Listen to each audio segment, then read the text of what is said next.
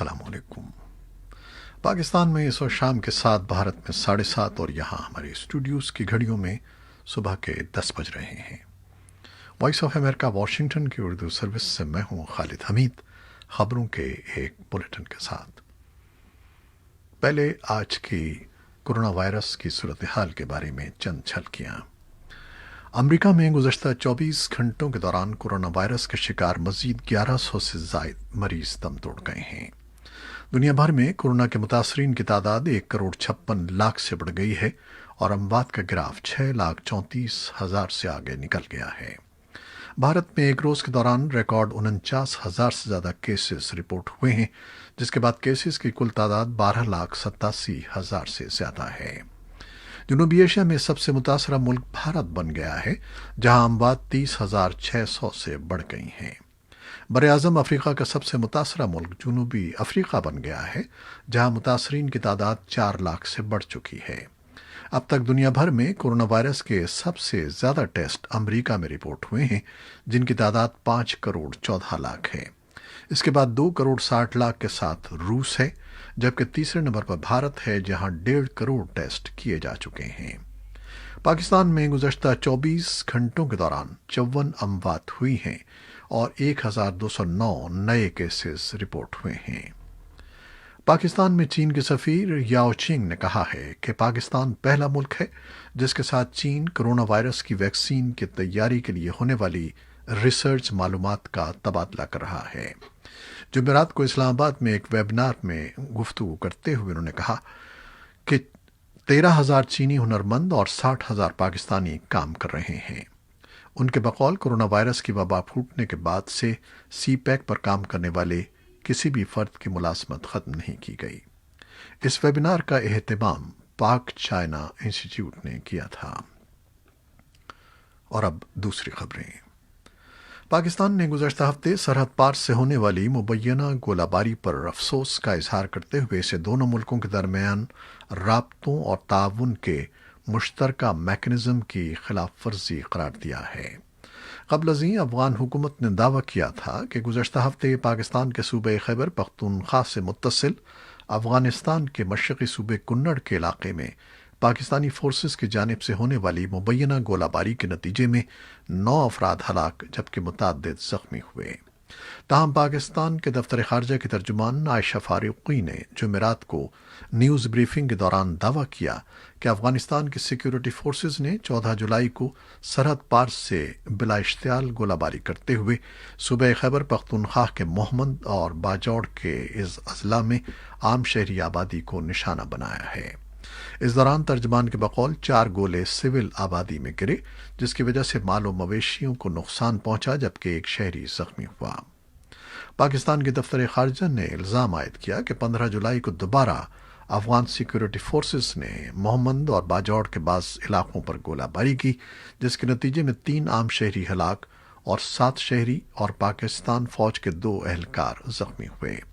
तर्जमान ने कहा कि पुरअमन हमसाये के तौर पर पाकिस्तान तोपखाने से सरहद पर गोलाबारी नहीं करता। आयशा फारूकी ने कहा कि पाकिस्तान ने अफगानिस्तान से दरख्वास्त की है कि वो राब्तों और ताउन के मौजूदा मैकेनिज़्म की शराइत की पाबंदी करते हुए इस पर पूरी तरह से अमल पैरा हो। पाकिस्तानी दफ्तर ख़ारजा के तर्जुमान के बयान पर ताहाल अफगान हुकूमत का कोई रद्द अमल सामने नहीं आया है। अफगान हुकूमत ने तालिबान की जानिब से कैदियों की रिहाई से मुताल्लिक नई तजावीज़ पर किसी रद्द अमल का इजहार नहीं किया है। ताहम एक अफगान एहलकार ने शनाख्त ज़ाहिर न करने की शर्त पर वॉइस ऑफ अमेरिका को बताया कि इस बारे में अफगान हुकूमत के मौक़िफ़ में कोई तब्दीली वाक़ई नहीं हुई है। दोहा में तालिबान के तर्जुमान सुहेल शाहीन ने कहा है कि तालिबान ईद उल अज़हा से कबल अफगान सिक्योरिटी अफवाज के बाकी कैदियों को रिहा करने पर तैयार हैं, बशर्ते कि अफगान हुकूमत तालिबान के बाकी रह जाने वाले कैदियों को रिहा कर दे। तालिबान ने ऐसा होने पर ईद के बाद इंट्रा अफगान मुज़ाकरात शुरू करने पर आमादगी का इजहार किया है। उधर पनागुज़ीनों से मुताल्लिक़ अफगान वज़ारत का कहना है कि गुज़श्ता 6 माह के दौरान 4 लाख से ज़ायद अफगान मुहाजिरीन वतन वापस पहुँचे हैं। وزارت کے ترجمان محمد رضا باہیار نے وائس آف امریکہ کو بتایا ہے کہ واپس آنے والے بیشتر مہاجرین افغانستان سے واپس لوٹے ہیں، جبکہ 18,000 پاکستان سے اور 1,000 ترکی سے واپس آئے ہیں۔ چین نے امریکہ کو مغربی شہر چانگڈو میں اپنا قونصل خانہ بند کرنے کا حکم دے دیا ہے۔ چین کا یہ اقدام ایسے موقع پر سامنے آیا ہے جب امریکہ نے منگل کو ہیوسٹن میں چینی قونصل خانہ 3 روز کے اندر بند کرنے کا حکم دیا تھا۔ چین کی وزارت خارجہ نے جمعے کو جاری ایک بیان میں کہا ہے کہ امریکہ کے غیر منصفانہ اقدام کے خلاف چین نے جائز اور ضروری قدم اٹھایا ہے۔ دونوں ملکوں کے درمیان سفارتی تعلقات شدید کشیدگی کا شکار ہیں۔ چین کی وزارت خارجہ کے بیان کے مطابق امریکہ اور چین کے درمیان موجودہ تعلقات کی صورتحال وہ نہیں ہے جس کی چین خواہش رکھتا ہے، اور اس تمام تر صورتحال کا ذمہ دار امریکہ ہے۔ ٹرمپ انتظامیہ نے منگل کو ہیوسٹن میں چینی قونصل خانے کو بند کرنے کا حکم دیتے ہوئے کہا تھا کہ چین کے ایجنٹس ٹیکساس میں میڈیکل اور دیگر ریسرچ کو چرانے کی کوشش کر رہے ہیں۔ دوسری جانب چین کی وزارت خارجہ نے جمعرات کو امریکہ کی جانب سے عائد کردہ الزامات کی تردید کرتے ہوئے خبردار کیا تھا کہ دونوں ملکوں کے درمیان دوستی کا پل اب ٹوٹ چکا ہے، امریکہ کو قونصل خانہ بند کرنے کا جواب دیا جائے گا۔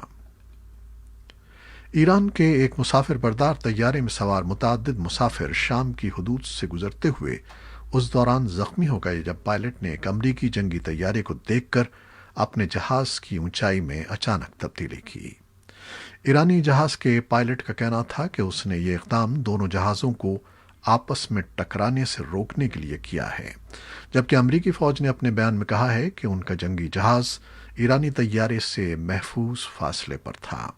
ایران کے سرکاری خبر رساں ادارے اسلامی جمہوریہ ایران براڈ کاسٹنگ نے رپورٹ کی ہے کہ ایران کا مسافر بردار طیارہ مہان ایئر کا طیارہ تھا جو جمعرات کو تہران سے بیروت جا رہا تھا۔ ایرانی طیارے کے پائلٹ نے مسافر طیارے کی اونچائی امریکی F-15 طیارے کو دیکھ کر اچانک تبدیل کی، جس کے باعث جہاز میں سوار کچھ مسافر جہاز کی چھت سے ٹکرائے اور کئی افراد زخمی ہو گئے۔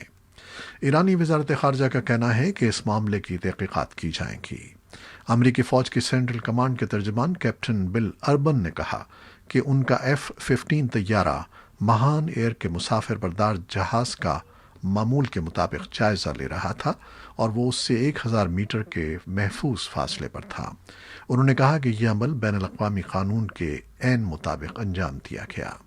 ایرانی وزارت خارجہ کے ترجمان عباس موسوی نے کہا ہے کہ اس معاملے پر تمام قانونی اور سیاسی اقدامات کیے جائیں گے۔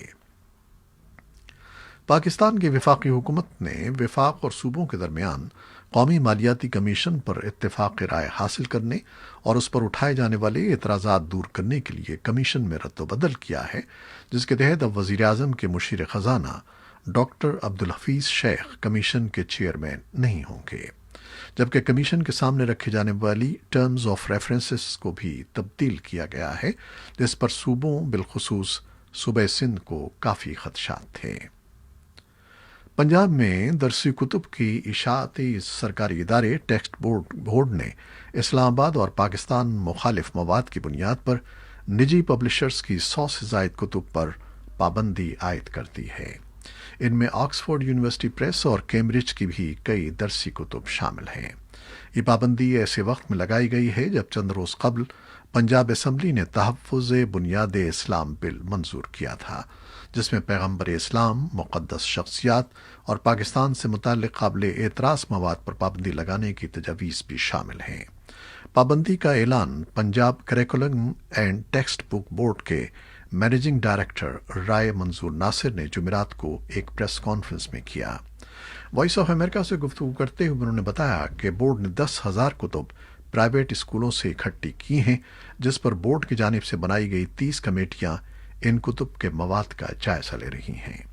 منظور ناصر کے مطابق صوبے کے نجی اسکولوں میں ملک اور مذہب کے خلاف پڑھایا جا رہا ہے، لہٰذا ان کتب کی جانچ پڑتال کا فیصلہ کیا گیا ہے۔ ان کے بقول اسلام، قومی سلامتی اور امن کے خلاف مواد پر مبنی کتب پر پابندی ہوگی۔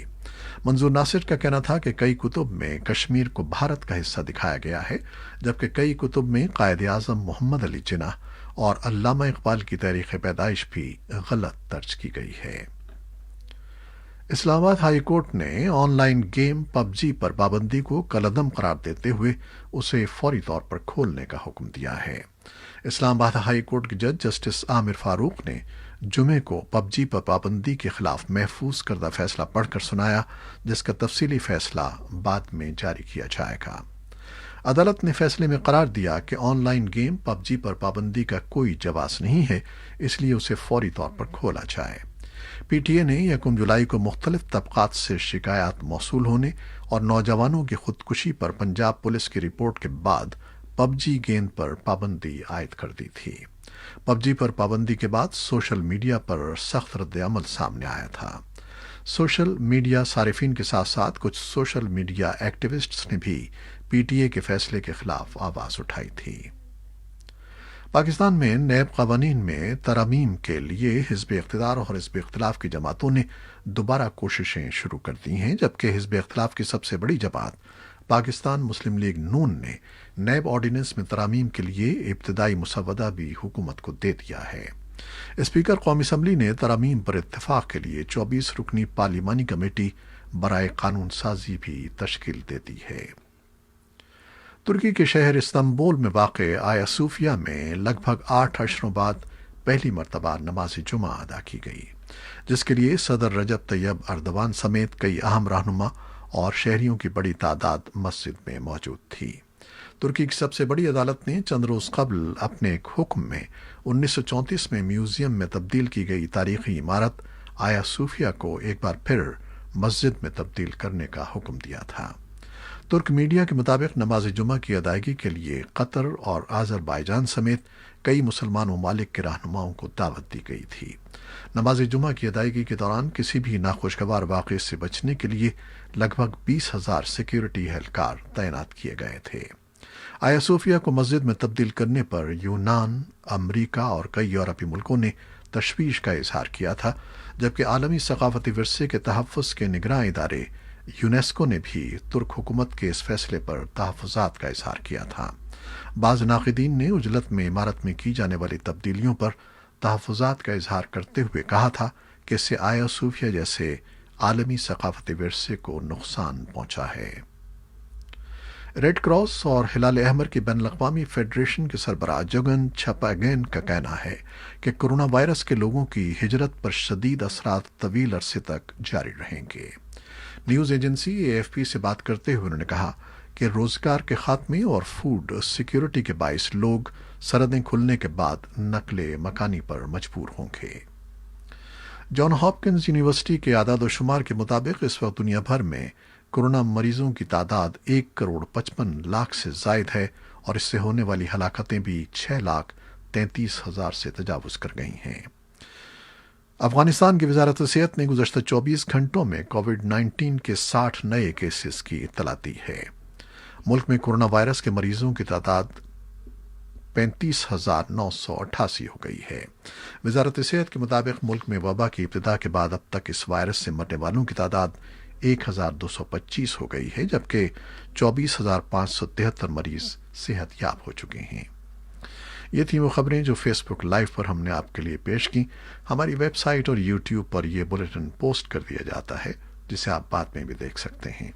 خالد حمید کو اب اجازت دیجیے گا۔ اللہ حافظ۔